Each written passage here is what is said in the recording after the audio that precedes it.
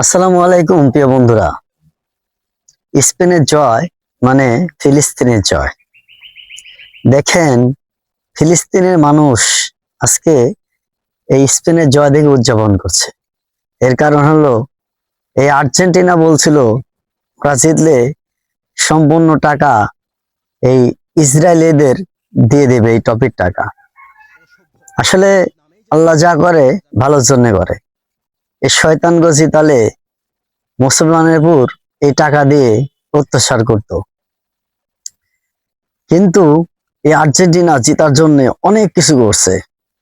দেখেন, ফাউল থেকে শুরু করে, হলুদ কার্ড থেকে শুরু করে, লাল কার্ড পর্যন্ত।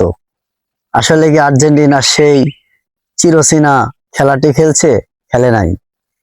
কারণ যখন স্পেনের সাথে ওরা পায়ে উঠতে পারে নাই, বল শুধু স্পেনের পায়ে, তখন এরা অন্য একটা রূপ ধারণ করছে। আর্জেন্টিনার ইতিহাসে সবচাইতে নোংরা খেলা খেলছে।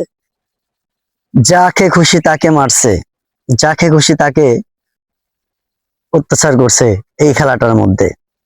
এর জন্য শাস্তিও পেয়েছে, কোচ পর্যন্ত হলুদ কার্ড পাইছে। লজ্জার বিষয়। ওই যে কথা আছে, চোরের 10 দিন গৃহস্থের একদিন।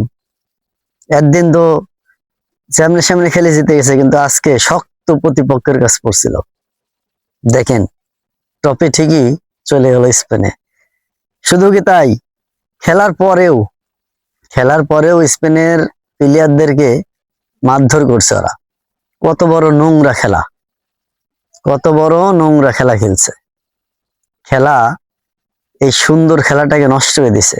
আসলে কি সবকিছু জোর করে হয়? হয় না, ভাগ্যে থাকতে হয় এবং খেলতে হয়। স্পেন খেলছে তাই জিতছে। এই জন্যে এই জয় শুধু স্পেনের নয়, এই জয় মুসলমানের জয়, ফিলিস্তিনের জয়। ফিলিস্তিনে আজকে খুব আনন্দিত এই জয়ে।